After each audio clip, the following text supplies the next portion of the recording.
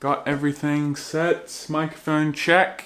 Camera check. Alright, let's go. So I've had the SubPac M2X now for roughly about 5 months, and during that time I've learned a lot of new things about it, stuff I didn't know when I made my initial review. So this video is basically going to be a remaster of that original review that incorporates all the new stuff I learned into it to try and make a more accurate review and to help you make the decision to whether or not you want to buy one of these really, really fun toys. So we'll start by asking, what is it exactly? Well, the SubPac M2X is, well, the best way to tell you what it is to say that this is a subwoofer you strap to your body, essentially. If you've ever held your hands up against a big speaker and you've either seen or felt the vibrations from that, it's basically like putting that on your body. It's strapping it to your back. I was pretty skeptical when I heard of this for the first time. I thought, I don't know how this is going to work. I don't know what it's going to feel like. It's probably going to be garbage, but I can attest 100% that what they say this device does is 100% accurate, and it is fun as hell. I love this thing. It's an amazing toy, but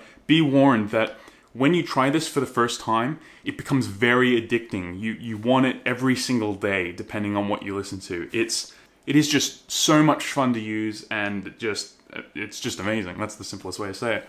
So why would you want a SubPac M2X? Well, one of the main reasons I got it was for hearing loss. Now, I'll try and explain what I mean by that. The SubPac M2X is basically the frequency of 1 Hz to 200 Hz, right? So that means that you don't have to crank that in your headphones, which means that you can lower your headphone volume and still get a lot of bass. So really what this thing does is it can protect you from hearing loss, because I know especially people in my generation like to turn up their headphones as loud as possible, and that's going to hurt your hearing quite a lot. So what this does is it transfers that bass to a more manageable, like, physical level, so you don't need your headphones as loud as you would normally, and it's been fantastic for that. Now, what about the battery life? Well, this is pretty much fully wireless with a couple exceptions that I'll get into later, but it's advertised as having 8 hours of battery life, and I can fully attest to that. It is fantastic. One of the ways that they were selling this over the 2nd generation model was that it added like 1 to 2 hours of extra battery life, and that is totally valid, and it's been fantastic. You can use this thing all day because you're probably most likely not going to be wearing it all day anyway. I must say that this thing looks amazing. I feel like every time that I put it on that I'm putting on a piece of armor. It just feels great, not only in its use, but knowing that you're wearing this thing and that how it looks, it's just sleek. It's got all these edges on it. They've done a really great design work to make it look the way it does, and I don't know, I love how it looks. Now that is totally subjective. I think if you see this on someone, you might think, oh, what a nerd, and that's totally valid, but for me, as a nerd, it looks amazing, and I think it's cool looking. I'll also mention as well that the Bluetooth connection is surprisingly good, like really good. I've walked maybe, I don't know, 20, 30 feet away through 1 or 2 walls, and it's held its connection without dropping at all. In fact, I don't actually think the Bluetooth audio connection has ever dropped for me in any circumstance, which is really amazing. They've done a great job with that. So now we're going to go into the kind of the iffy and the bad stuff. So I want to start by saying that if you wear this for an extended duration, I've felt that it's hurt my back from wearing it for a long time. And I don't know if this is just me or if this is a lot of people. I really wish there were more people on YouTube doing reviews about this device so I could figure out if this is a problem that's exclusive to me or if other people are having it. You see, I'm kind of a big guy. I'm 6'4". I've had back problems in the past, and when I wear this thing for an hour or more, my back really starts to hurt. And it's because the device is so rigid. It really doesn't flex and conform to the arc of your back. And sometimes when I'm standing up, the bottom part of the SubPac will actually not connect with my back. So what will happen is it'll vibrate and it'll make this really irritating sound. I'll play that for you right now.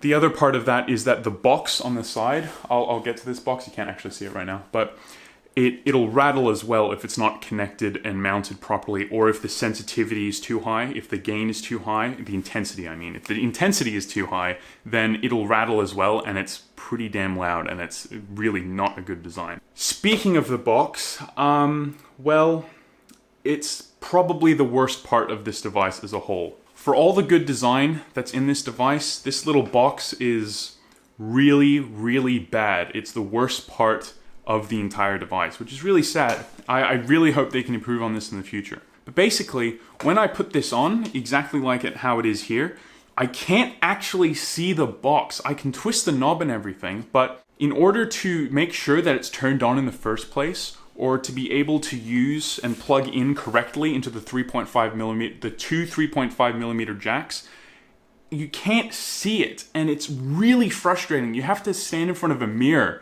to be able to see that the stuff is plugged in correctly, or if the thing's even on in the first place.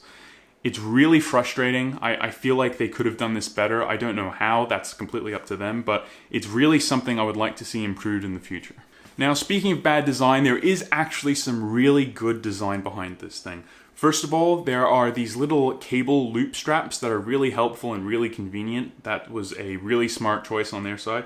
I also really like the front clasp. I don't know what it is. It's just the simplicity and the strength of it. It's fun to use for some reason. That is so rare to come across a button or something like that on a device that makes it fun to use. So that's fantastic. It also came with these two straps, like a belt type thing you put across the lower part of the SubPac to get it to arc into your lower back. And, well, I kind of almost feel like this is necessary, but at the same time, I kind of see why they didn't make it mandatory. But it's just an extra thing to carry around, and to be honest, they kind of fall off a little bit easy, and it's both a good design and a bad design. I'm glad they included it, but at the same time, I really feel like you shouldn't have to do that. Maybe put the chest strap even lower. I know you can adjust it on here. That was another part of the smart design. You can slide these up or down depending on your size. And these straps are pretty huge, actually. These could fit very large people. Large in the sense of width, not height. One of the technical things I really wish they would have added that I made a whole video on was the fact that the connection, the Bluetooth connection, doesn't have 2-to-1 Bluetooth. If I wanted to connect my AirPods to the SubPac and the SubPac to my phone, you can't do that, except with a workaround, and I made a video on that. It's basically a splitter that you can attach to your phone that will transmit both to the SubPac and to the AirPods at the same time.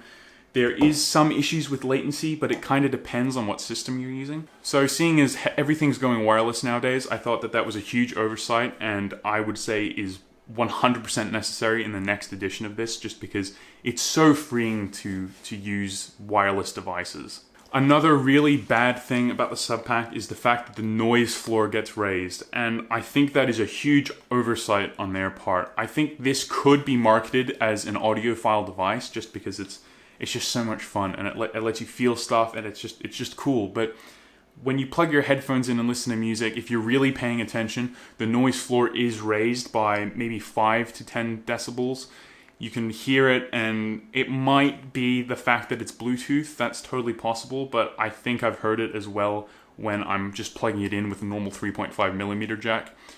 It's so disappointing because they could advertise this as an amp for higher intensity headphones. That would be amazing, but that is not here, and that is something I would really like to see in the future editions of this device. One of the things that competes with the SubPac, there are not many. In fact, I only know of one, and it's called, well, I guess the company's called Woojer. It's Woojer. They basically make this chest strap. If you've ever had a messenger bag, it's just like a strap that goes around your torso like that. It's $150, and to be honest, it looks like garbage to me, specifically because this is so much bigger than just this little strap with this little module on the front. It could be good, but I've never used it before. But more importantly, they make a direct competitor with the SubPac, and it's like a full-on vest. The only thing is, it's 500 bucks and it's not out yet. The only reason I'm mentioning it is because it might be out by the time you're watching this video, and it might be way better than the SubPac. So you might want to go check that out at some point. It's just worth a look, even though it is very, very expensive. So in summary, do I recommend the SubPac M2X? Well, yes and no. If you have the money, go for it. You're gonna have a lot of fun. But if you're buying this because you're a gamer, I can't really recommend this because, like I said, it gets kind of painful to wear it an hour and longer. So if you're sitting down and playing a game for 2, 3, 4, 5 hours in a row, you're gonna get painful. You're gonna want to take it off, and it's just kind of it's irritating, and it really sucks because I think this thing could be a lot more comfortable. It could flex more, it could arc more, it could be less rigid, it could be thinner. And I don't know, maybe they'll improve that on the second version, but using the SubPac M2X for a long duration is not really the best idea, and that's really a shame because I feel like this would be a huge asset to gamers. I would briefly like to mention 2 really important things though before I let you go, and that is, 1, they've sent me a 10% discount code for the official store. Now, if you've seen my original review, you know that I told you to stay away from their online store because I bought my first one from their store and it broke on me. And I said, don't buy it from their store because it looks like they're only shipping bad ones. So I got this one from Amazon instead, and I told you to go through Amazon. I'm now changing that for 2 reasons. 1 is you get 2-year extended warranty on it if you buy it directly from them instead of the 1 year you get on Amazon. And the second is you can use the coupon code they sent me. And I want to be crystal clear here. I'm not earning any money from this at all.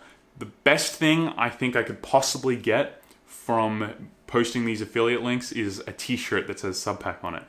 I would really, really like that t-shirt. Anyway, 10% off, that's 35 bucks. So you could pick this up for 315 bucks, which is, you know, it's a modest saving. If you're going to spend that much, you may as well save some. So I thought that would be worth mentioning. The link to that will be in the description.